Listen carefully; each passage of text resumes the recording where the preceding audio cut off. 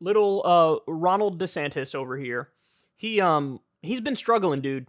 He has been struggling because Donald Trump, with the indictment against him, he has rocketed up in the Republican primary polls. Now, it's interesting because DeSantis is in a little bit of a catch-22. He would have been better off if nothing happened legally against Trump, but he'd also be better off if Trump was in prison. So he's in this middle ground right now where like the indictment just riled up his base, the Trump's base, and so that's hurting DeSantis. And so he's starting to smell a little bit desperate, you know? And they're starting to talk a little bit too much, make a little bit too much be known here. DeSantis came out swinging in favor of Trump after he had tepidly criticized him previously and said, look, I wouldn't know anything about paying a porn star, hush money, et cetera, et cetera. After he got backlash from that, he's way too online, so he reversed course and said, I will not partake in extraditing Donald Trump. Just cuck shit. Numbers going down, down, down. Trump's going up, up, up. Okay. Well, now we have an article here in NBC News. Ron DeSantis' long-haul strategy against Trump comes into view. Although he hasn't yet announced a presidential bid, the Florida governor's team has already had internal discussions about delegate strategy. Oh, boy. Oh, boy. All right, here we go. Florida Governor Ron DeSantis' team is already plotting out a strategy to run against Donald Trump for the long haul. The plan focuses less on making a quick splash in places like Iowa or New Hampshire and more on outlasting the former president in a battle for Republican convention delegates. All right, let me pause here. Terrible idea.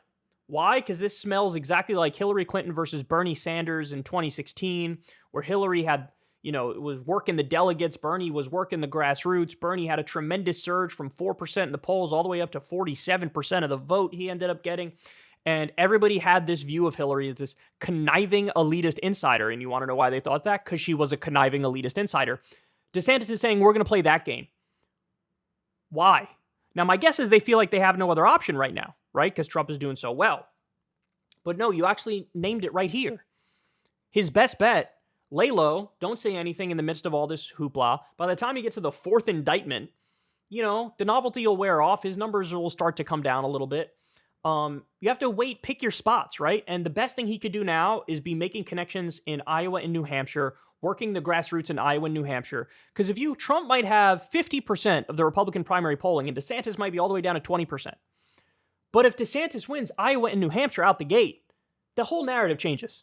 The whole narrative. And instead of working on the ground like that, what he's doing is, how can we be like Hillary Clinton? Well, yeah, Hillary Clinton may have ultimately taken the primary from Bernie Sanders, but how'd that go in the general? That's right. Because when you don't have the heart of the base, you're in trouble.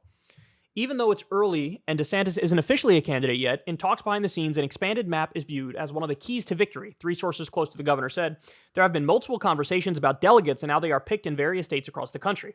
A DeSantis advisor said, one thing that we have looked at is that Trump can be beat on the delegate portion of all this. He has never been good at that. Another DeSantis political advisor said there have been internal conversations about delegate strategy.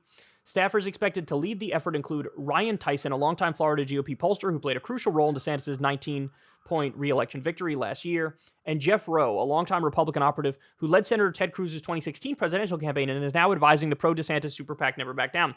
But again, so that guy's a loser. That's not a value judgment, it's just a fact. He's a loser. He led Ted Cruz's 2016 campaign. How did that work out? I think we know, right? So this approach is not good right now.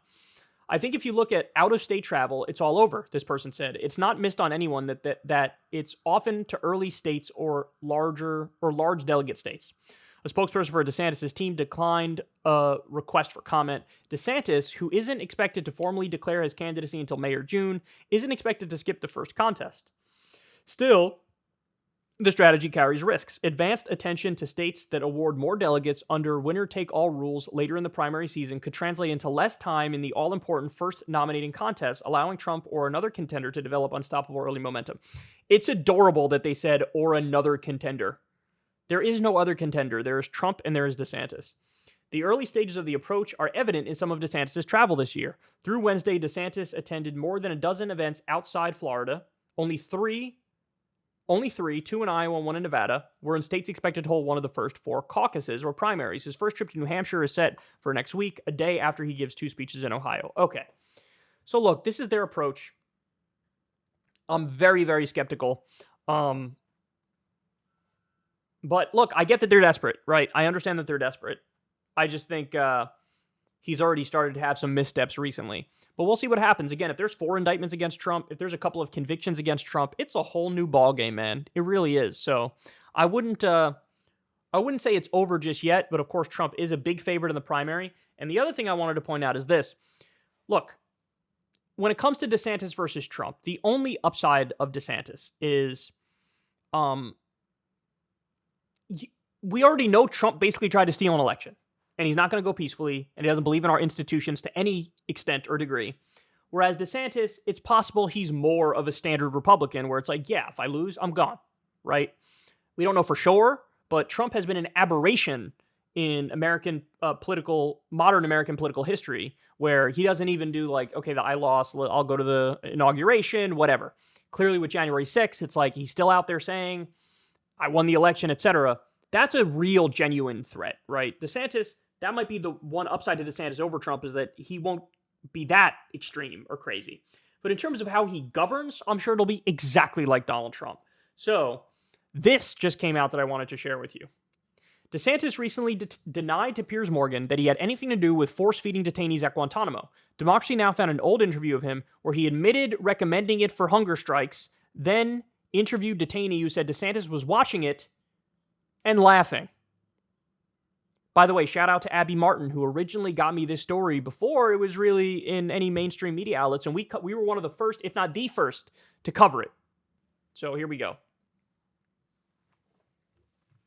Things that would happen is the thing you notice the day you get down there is for these detainees, the jihad was still ongoing. Right. And they would wage jihad any way they can. Now, they're in a facility, so it's limited, but some of the things they would do hunger strikes. And you actually had 3 detainees that committed suicide with hunger strikes. So everything at that time was legal in nature one way or another. So the commander wants to know, well, how do I combat this? So one of the jobs of the legal advisor would be like, hey, you actually can force feed. Here's what you can do. Here's kind of the rules of that. So during the feeding, a group of officers arrived with the interpreters, with the interrogators, camp staff, medical staff. They were behind the fence, and I saw one of them was Ron DeSantis in a military uniform, and he was while I was screaming, yelling because I couldn't breathe of the inshore, and was like I was bleeding because they really insert a thick tube through my nose. So I was like calling them, asking, and he was actually laughing, looking at the other officers and smiling. So this is my first encounter, second encounter with the Ron DeSantis. The first.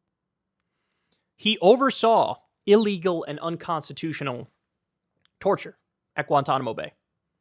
And then he lied about it after the fact. Now, by the way, some of the feeding they did was anal feeding, which for those of you who don't know, it isn't a thing. They lied at the time and said, oh, yeah, this is like a medical thing.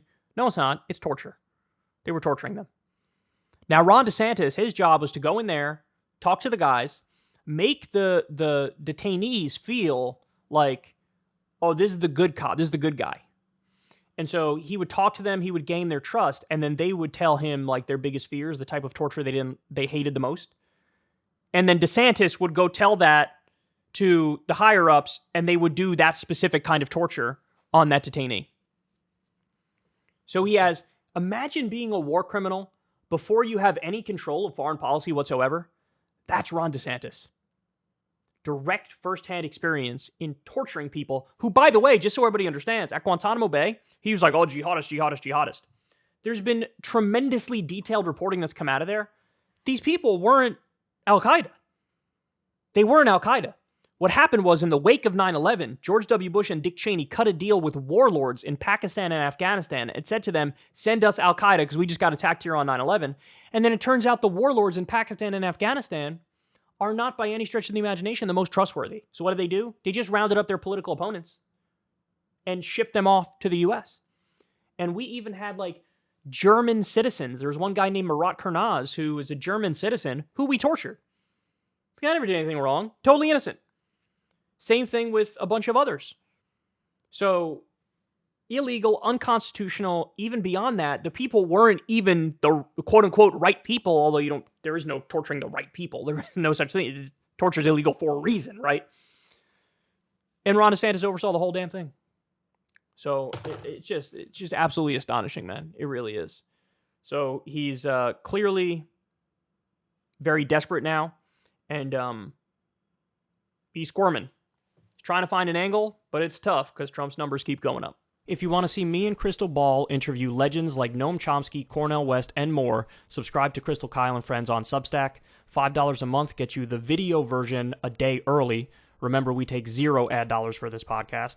Or you can sign up on Substack for free and get the audio version a day later. Link in the video description box below.